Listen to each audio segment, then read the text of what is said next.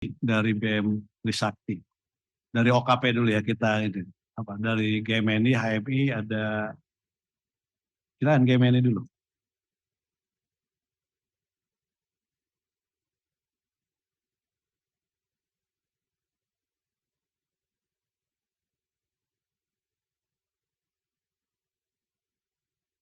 Assalamualaikum warahmatullahi wabarakatuh. Selamat siang Bapak-Bapak sekalian. Saya mohon izin untuk teriakkan petikan semangat perjuangan mahasiswa. Hidup mahasiswa! Hidup mahasiswa! Hidup rakyat Indonesia! Merdeka! Yang kami hormati buruh, tani, nelayan, pedagang kaki lima, pedagang asongan, seluruh rakyat Indonesia, mahasiswa, para cendekiawan, dan juga yang kami hormati Bapak-Bapak sekalian.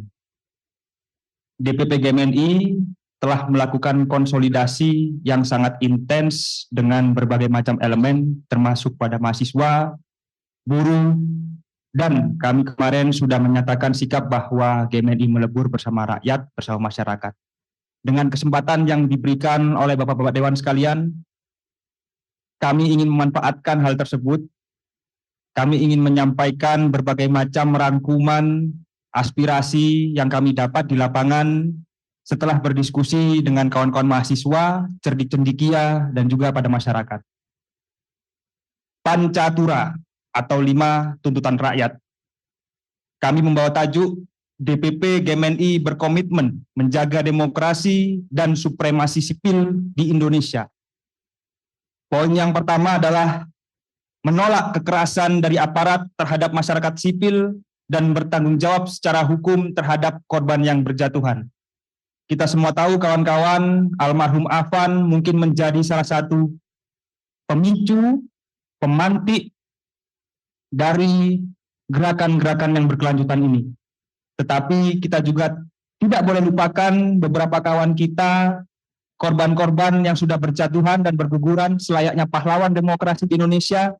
Tentu kita harus berikan apresiasi, perhatian, dan juga kita dorong pada Bapak-Bapak sekalian bahwa proses hukum harus berjalan secara terang benderang, transparan, berintegritas, dan sesuai dengan prosedur. Yang berikutnya, bentuk tim investigasi aksi makar dengan independen dan transparan yang melibatkan masyarakat sesuai dengan konferensi pers Presiden pada 31 Agustus 2025. Bapak-Bapak sekalian, tanggal 25 Agustus, terus terang saya hadir dalam proses demonstrasi yang terjadi. Namun, kami DPP GMNI tidak turut serta memobilisasi, tidak turut serta berkonsolidasi, dan lain sebagainya. Tapi kami hadir di tengah-tengah rakyat, mengamati apa yang terjadi. Tentu kawan-kawan sekalian, yang saya amati adalah terdapat perbedaan corak demonstrasi yang biasa dilakukan oleh kawan-kawan mahasiswa, kawan-kawan buruh, dan elemen-elemen lain. Corak demonstrasi yang biasa kita lakukan adalah dengan atribut, dengan adanya mobil komando, dengan adanya koordinator, dengan adanya jas alma mater, dan lain sebagainya, dan lain sebagainya. Tetapi pada 25 Agustus kemarin, berlanjut pada 28 Agustus kemarin, banyak aksi-aksi demonstran yang tanpa menggunakan atribut, yang tidak dapat terdeteksi siapa-siapanya. Maka pidato Bapak Presiden yang menyatakan bahwa terdapat potensi makar, hal ini tentu meyakinkan saya dan mungkin kawan-kawan bahwa ada gerakan-gerakan ke sana. Maka dari itu, Bapak-Bapak sekalian, kawan-kawan sekalian, aksi ini sudah kita lewati bersama dan juga memakan korban, menciptakan kerusuhan. Tentu kami mahasiswa mendorong agar DPR menindaklanjuti secara serius aksi makar ini. Apalagi Bapak Presiden sudah menyebutkannya dalam konferensi pers. Yang ketiga, mendorong DPR mengambil peran strategis di tengah gejolak sosial politik yang terjadi. Kawan-kawan sekalian, kita semua telah bersepakat bahwa Indonesia adalah negara demokrasi. Negara demokrasi ini memiliki 3 lembaga penting, eksekutif, legislatif, dan yudikatif, di mana lembaga legislatif adalah sebagai corong, lembaga yang dapat meneruskan aspirasi masyarakat. Kami terus terang Bapak-Bapak Dewan menunggu kehadiran Dewan Perwakilan Rakyat di tengah-tengah gejolak yang terjadi. Mengapa? Karena agar masyarakat, mahasiswa tidak terbenturkan oleh aparat, agar ruang-ruang diskursus, dialog, dan lain sebagainya bisa kita kemas, bisa kita dialogkan tanpa kerusuhan-kerusuhan yang terjadi. Mahasiswa telah aktif. Kami mengharapkan bahwa DPR juga dapat mengaktifasi diri, mengambil peran yang strategis di tengah-tengah masyarakat, sehingga ke depan apabila ada gejolak-gejolak yang demikian, maka korban-korban bisa diminimalisir kejatuhannya. Tidak ada bentrok antara mahasiswa, aparat, mungkin apalagi dengan TNI. Ini yang perlu kita hindari. Sehingga di negara demokrasi ini, supremasi sipil dapat terus terjaga. Yang keempat, mendorong DPR mendengar aspirasi rakyat terkait pembahasan RUU dan kebijakan prioritas. Bapak-bapak sekalian, mohon izin, sejak 5 tahun yang lalu saya turut serta berdemonstrasi bersama dengan mahasiswa. Tuntutan saya tahun 2019 saat itu adalah tolak RUU revisi Undang-Undang KPK. Sampai sekarang tuntutan-tuntutan itu tidak pernah ada yang goal, tidak pernah digubris.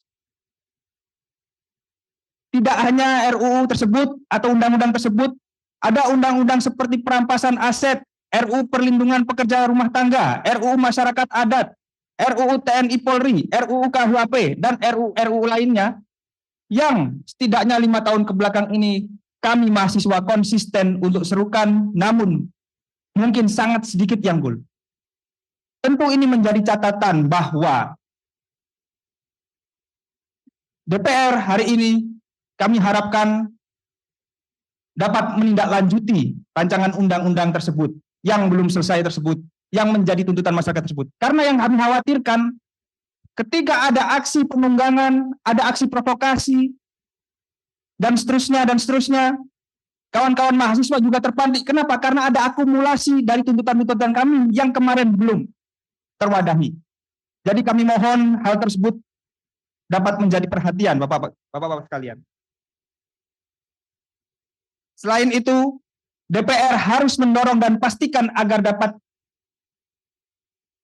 mendorong pemerintah mengambil kebijakan-kebijakan yang strategis dan cepat. Misalnya, pastikan tidak ada kenaikan pajak yang membebankan rakyat.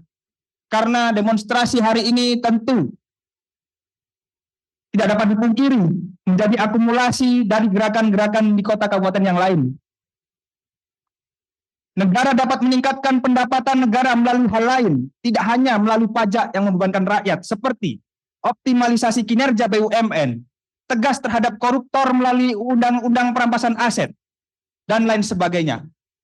Alternatif-alternatif ini untuk mengisi kas negara harus dilakukan daripada membebankan keuangan negara kepada masyarakat. Ini yang perlu dicatat dan perlu diperhatikan. Yang berikutnya adalah perhatikan kesejahteraan beberapa elemen masyarakat yang mengambil peran vital dalam kehidupan berbangsa dan bernegara. Salah satunya adalah kesejahteraan guru, veteran, dan profesi lainnya. Mungkin ketika kita bertanya, kenapa kawan-kawan STM ini, kenapa kawan-kawan anak-anak SMA ini turut beserta demo dan lain sebagainya, bisa jadi mereka khawatir. Mereka prihatin terhadap kesejahteraan guru-guru yang mengajarnya.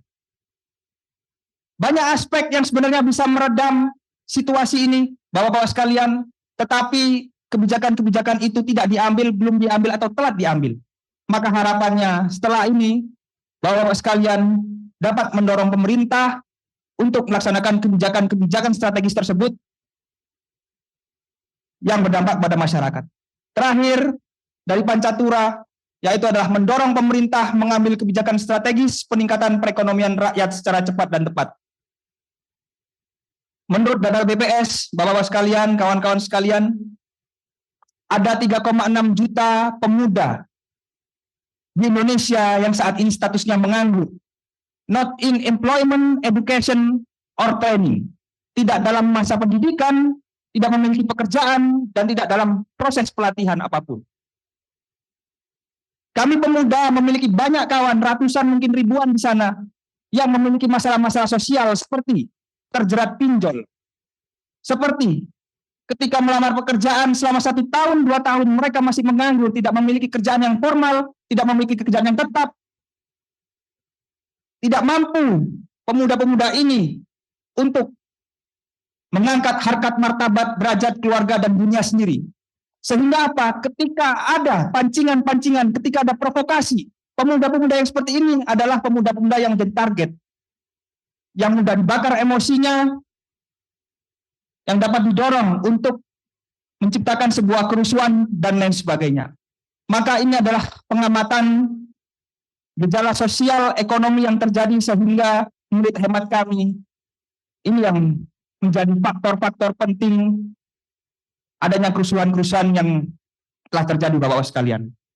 Sehingga kami meyakini bahwa ketika Pancatura ini bisa menjadi salah satu tuntutan yang bisa diperhatikan dan digolkan oleh DPR dan pemerintah, insya Allah saya yakin Indonesia 2045 akan menjadi emas, bukan Indonesia cemas.